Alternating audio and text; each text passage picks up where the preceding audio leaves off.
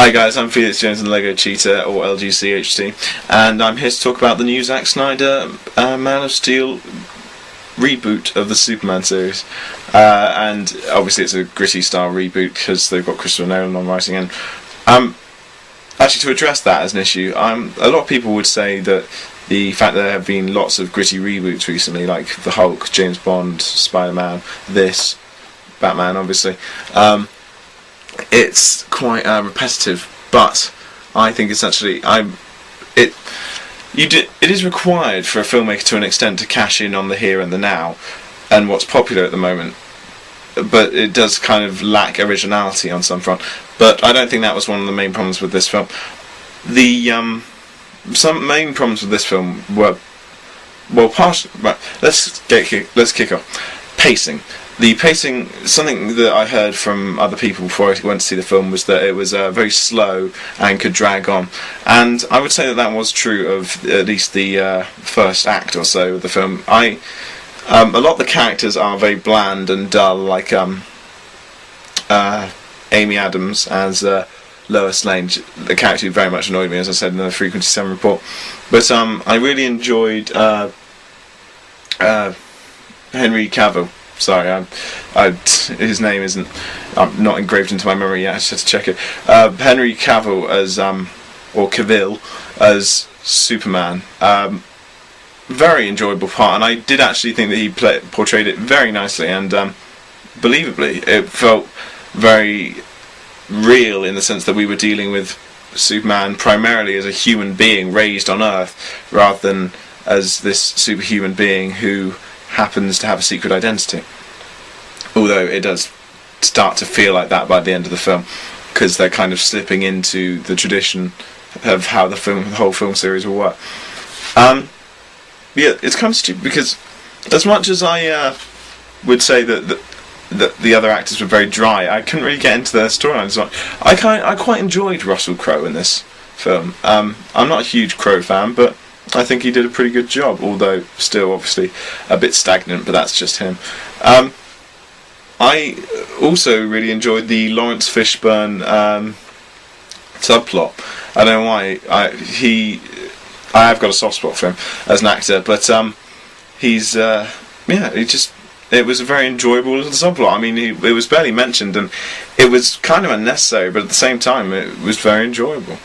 Right, I'm using a bit of a memory aid because I haven't had much sleep lately due to exams, so my memory's going a little bit, but now the exams are over, I'm going to be knocking out a lot more videos, so that's good.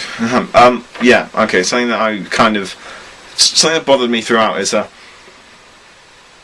with the pacing and the flashbacks as well, which I didn't mention. The flashbacks are quite oddly layered. I might have actually mentioned that, sorry, memory.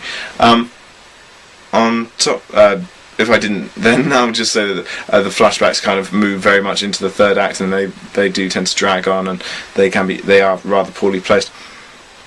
One thing, when you're setting up a character like Superman, especially when you're reimagining the character, there's the factor of we reinvent what powers he has, and it seems like all the powers Superman has are the same, but I don't think super breath or super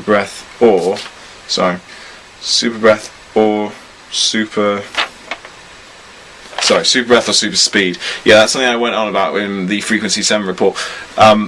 He never actually displays super speed because he flies incredibly fast, obviously, but we never see him run at super speed or travel at an incredible speed other than when he's flying. And that was something that I did quite enjoy. Every time Superman took off, there was the noise, like a sonic boom, obviously, as he breaks the sound barrier, which is actually a rather nice effect. Yeah, so it was kind of hard for me to sum up a lot of the movie, especially because it had some goofy moments, like okay, no, this I don't think this counts as a spoiler. Part of Superman's setup is that when you know Superman lives with his mum but not his dad, and in this version his dad died because when a tornado strikes, he goes back to the car to save a dog, which is already very stupid, very boomer and Independence Day Independence Day kind of a mood thing, but then he doesn't allow Superman could have stayed and done it, but but no, the father insists on going and doing it himself and gets killed. There will be that's not a spoiler, but it's going to be, I will be doing a spoiler later, but I'll give a spoiler warning, don't worry. Right, now here's the bit of the film which was the highlight for me. This is the reason why I actually came out of the cinema smiling. The action in the film, I think, is absolutely brilliant. There's not a single moment of any of the fight scenes that I'm not just entirely engrossed in what's going on. And one of the main parts of the fight scenes is that you think that both sides are pretty much immortal characters, so that becomes very interesting, because how can you win against an immortal character? But there's just some very interesting. It is very interesting seeing them battling and punching each other. I don't know why. It really was nice to indulge in just that beat 'em up kind of an aspect of a movie. And on top of that, there were certain moments that kind of lose me, like the fact that Superman almost never uses heat vision in the battles, despite the fact that his heat vision is pretty bloody awesome and would defeat the enemies. It pretty much stays like that throughout. And there's okay, I think I'm going to have to call out spoiler warning now, because I've only got two things more to discuss. Just for those who need to stop watching now, who haven't seen the movie yet, I will say it's a pretty good movie, and definitely go if you're a fan of well choreographed action scenes. There's some fantastic fights in there, and yeah, I would say watch it, and don't be put off by the bad acting in the first half. Just try and sit through it, grit your teeth and bear it. You'll still have Henry Cavill to get you through. Okay, thank you for watching. And right, now spoiler people.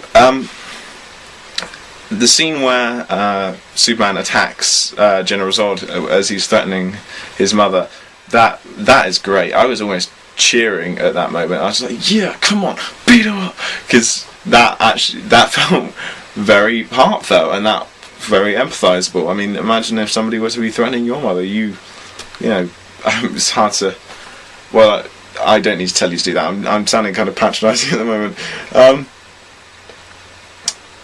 Right, one last thing. The Death of General Zod. I was expecting something different, because obviously in Superman 2 the only way that they managed to defeat General Zod and the other two, whose names I can't quite remember, Turl and no, not Turl, that's thinking of I'm thinking of To Boldly Flee for some reason, because I'm an idiot. Yeah, well, the Nostalgia Critic does do a fantastic Zod impression. Well, basically, we'll just say that since we are led to believe that the characters are indestructible, it is really a bit of a letdown to see Superman simply snap Zod's neck, and in a moment of some tension just suddenly goes, and it's over. Just the fight scene dies in that moment, and it wasn't satisfying, I'll say that, but I wasn't outraged by it. Either way, I've come to the end of this review now. Overall, I would say that the film was good in action and design, but not particularly good in character development or performances. And it's worth watching if you are a fan. Like I said, it's worth watching if you're a fan of action. If you're a fan of superhero movies, then it's definitely worth a watch, at least if only to be a part of your collection of superhero knowledge. And yeah, I think that's about everything. Like I said, sorry this hasn't been the most humorous of reviews that I've done, but I've just finished with exams, and it's really been very stressful and tiring for me. But now that it's all over, I can move forwards, and I hope this summer is going to be a very busy one for me. Even tomorrow I'm going to be shooting something which you guys can look forward to. Trust me, I think it's going to come out well. So yeah, thanks for watching. Feel free to check out some of my other videos. I'm Felix Jones, Lego Cheetah, LGCHT, and that was my review of Man of Steel. See you later.